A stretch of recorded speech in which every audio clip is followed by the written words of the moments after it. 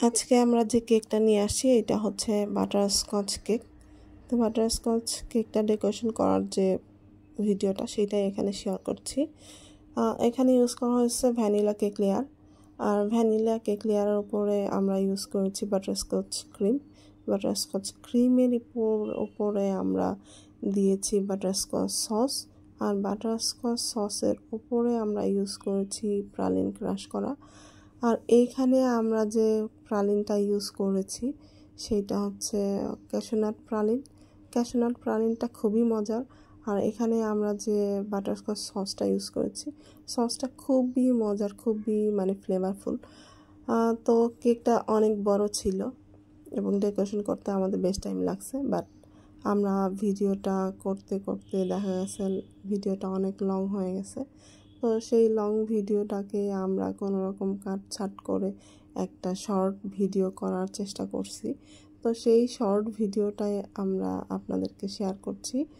আর এই কেকটা ছিল আমাদের একটা রিপিট ক্লায়েন্টের অর্ডার। উনি সবসময় আমাদের কাছে ভ্যানিলা কেকই অর্ডার করেন।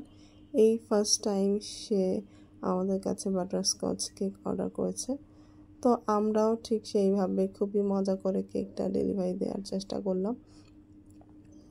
তো কেকটা আসলে খুবই মজার ছিল, যেহেতু প্রতিটা লেয়ারে বাটারস্কচ ক্রিমের সাথে বাটারস্কচ সস, তার উপরে প্রালিন ক্রাশ করা ছিল।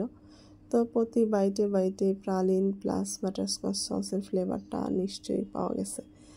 তো কেকটা অনেক বড় ছিল, মোটামুটি হাইটও বেশি ছিল। তো আমরা সিম্পলি কিভাবে ডেকোরেশনটা কমপ্লিট করা যায় সেইটাই দেখাইছিলাম। এটা একটা বেসিক ডিজাইনের কেক ছিল, এটা কাস্টমাইজ কোনো ডিজাইন আমরা এই কেকটাতে করি নাই। তো স্বাভাবিকভাবেই আমরা কেকের লেয়ারগুলো কমপ্লিট করার পরে কেকের ফিনিশিংটা কমপ্লিট করলাম। আর কেকের ফিনিশিংটা কমপ্লিট করার পরে আমরা ওপরে কিছু বেসিক ডিজাইন করে দিয়েছিলাম। আর বেসিক ডিজাইন করার পরে কেকটার টপে এবং কেকটার বটমে আমরা ইউজ করেছি বেশ কিছু প্রালিন ক্রাশ করা। আর এই প্রালিন ক্রাশ করাগুলো ইউজ করাটাও একটু রিস্কি, যেহেতু এখন গরমের সিজন।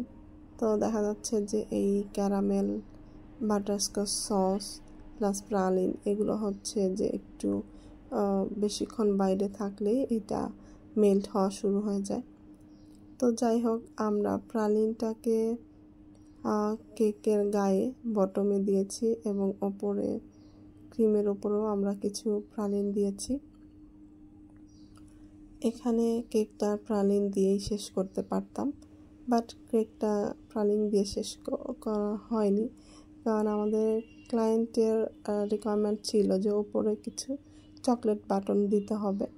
এই জন্য আমরা এই কেকটার ওপরে কিছু চকলেট বাটনও ইউজ করেছি। এই চকলেট বাটনগুলো ছিল ডার্ক চকলেট বাটন। তো চকলেট বাটনগুলো ইউজ করার পরে দেখা গেছে যে কেকটা আরও বেশি সুন্দর লাগছিল, খুব বেশি হাইলাইট করতেছিল চকলেট বাটনগুলো। তো যাই হোক, আমাদের ভিডিওটা এখানেই শেষ করতে যাচ্ছি। তো আপনাদের কেমন লাগলো আমাদের এই ভিডিওটা? আপনাদের যদি এই টাইপের ডেকোরেশনের ভিডিও আরও দেখতে চান তাহলে অবশ্যই আমাদেরকে কমেন্ট করুন। আর যদি কেক মেকিং দেখতে চান সেটাও আমাদেরকে কমেন্টে জানান। আপনাদের কমেন্ট দেখে আমরা বুঝতে পারবো যে আপনারা কোন ধরনের ভিডিও আমাদের কাছে চান, ভিডিও চান নাকি রিলস চান, সেটাও কমেন্ট বক্সে জানালে খুবই খুশি হব। ধন্যবাদ।